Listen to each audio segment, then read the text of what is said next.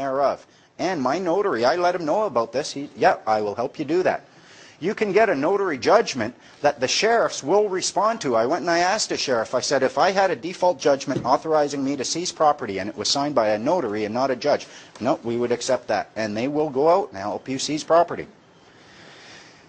Some of the things that I do when I'm talking with a cop, first of all, I never give them, if they ask for my name, I say, well, legal or lawful, I want to know. And I don't have a legal one. You ask them, under what authority are you acting? If they try saying, I'm a cop, so what? Under what authority are you acting? If they try saying it's against the law, and I've had them do that before, oh, it's against the law. What law? The Controlled Drugs and Substance Act. That's an act and a statute, not a law. Are you aware gross negligence is equal to fraud? They hate that. These people have a duty to understand and to distinguish between statute and law. They've been dealing with us for so long with people who are essentially ignorant that we don't even distinguish between statute and law, so they assume that you are going to be there. They'll say, oh, you broke this statute, you broke a law, I want to give you a ticket. And then they'll say, I need to see your ID, and if you don't show me ID, I'm going to arrest you for obstruction of justice. I've had cops do this to me, SkyTrain cops. The fact is, though, until they see ID, they have absolutely no evidence of the existence of a person who is liable under the statute. So they're putting the cart before the horse.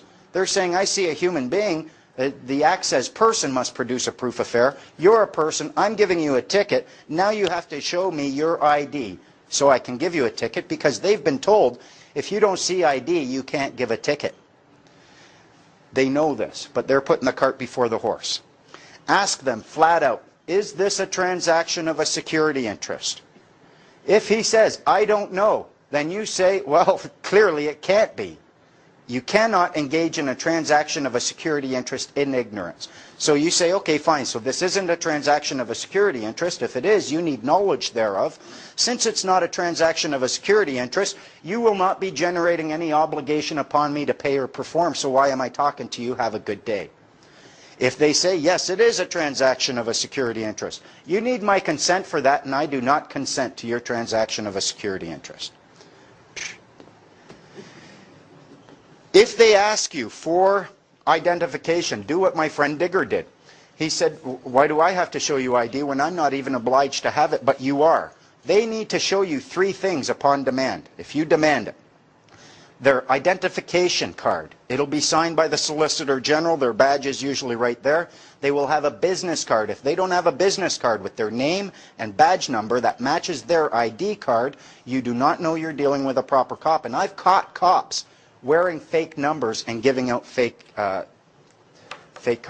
That doesn't jive. It does. You need all 3. And when you see all 3 of those, then you know you're dealing with an officer who is in uniform. If he doesn't show you that, he's out of uniform. I don't have evidence that you're actually a real cop, and I'm not listening to you. And if you order me to do anything, it's under protest and duress. If he asks, later, if you get a chance, afterwards, please. What? What was the third thing? The badge, ID, and business card. Thank you. Ask him, are you giving me an order? And hope he says yes. Really, that makes you liable for a bill. They hate this. If they come up to you and what they like to do, they use presumption and assumption so often, they won't even ask you a question. They come to the window, driver's license, registration, insurance. Look at them and say, apples, bananas, and pears? You're not making any sense. Like, you used a complete sentence?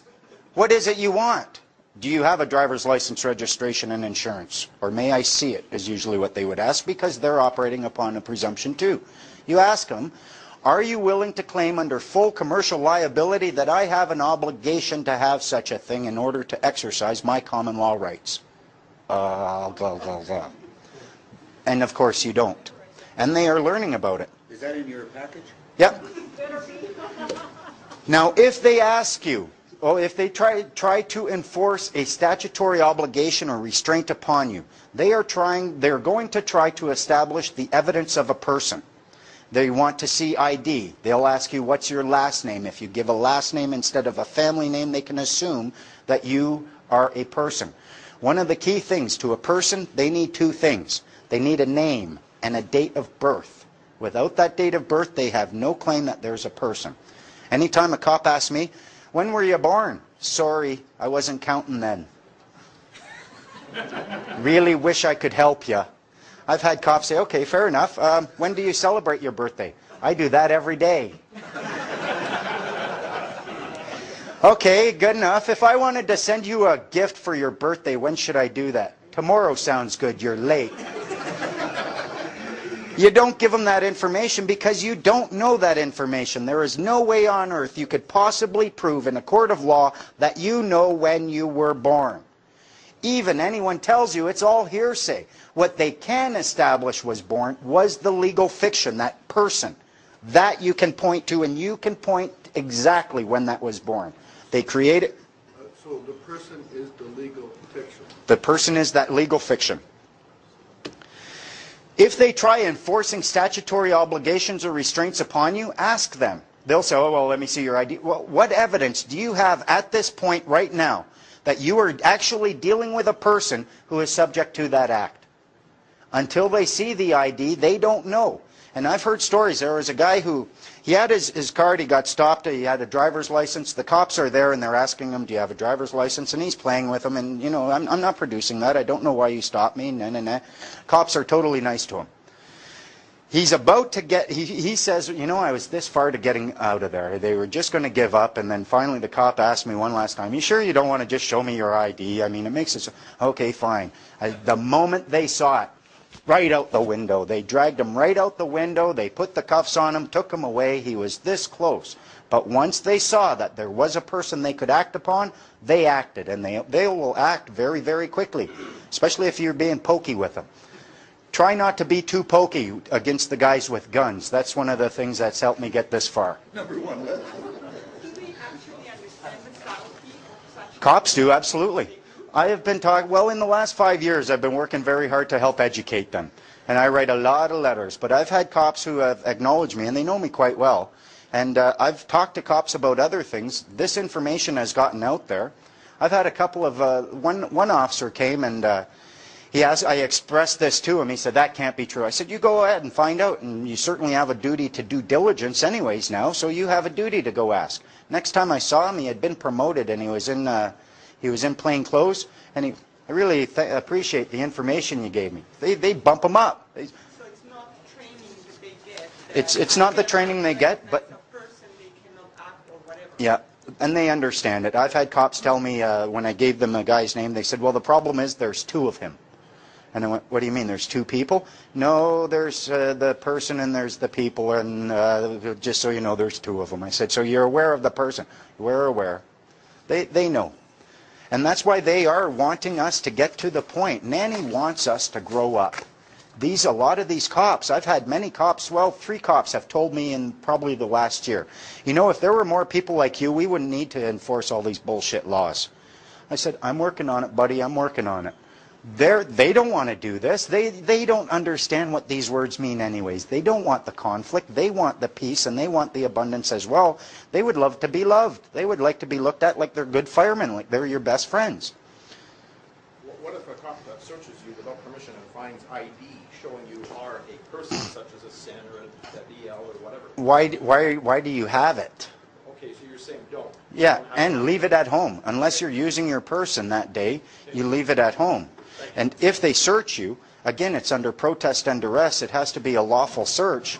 And if you have abandoned your sin, they have no authority over you whatsoever unless they observe you breach the peace or someone comes and makes an actual accusation against you.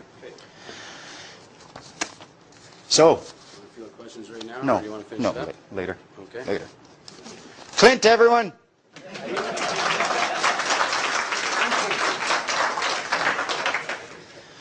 Yeah, and for the most part, if you're acting with respect towards them, you're acting within your own community standards, and all you're doing is asking them questions. You're not, I mean, there are some things you can't say to the cops. If they come and they ask you for driver's license, right, or if they say, do you know why I stopped you? It's usually not a good idea to say something like, because you're a power-hungry, tax-collecting tool of the state bully with a badge and a gun, and by stopping me, you get to exercise your powers, propping up your own frail ego, allowing you to believe for a short period of time you're not half the loser you really are. You don't say stuff like that. It's not going to help you. That's not the truth. These cops, for the most part, these are decent human beings who are trying and who would come and risk their life for you. They could give you a ticket and argue with you about the law 1 minute. 5 minutes later, they could be pulling you out of a burning wreck, and they would put their life on the line. And when you bring them this energy, instead of saying, oh, fuck you, copper, if you treat them, hello, peace officer, I love you. What can they do? And if you can learn to distinguish between a law enforcement officer and a peace officer, hold them to their peace officer status and refuse to allow them to act as a law enforcement officer against you because they have nothing to enforce, they love it.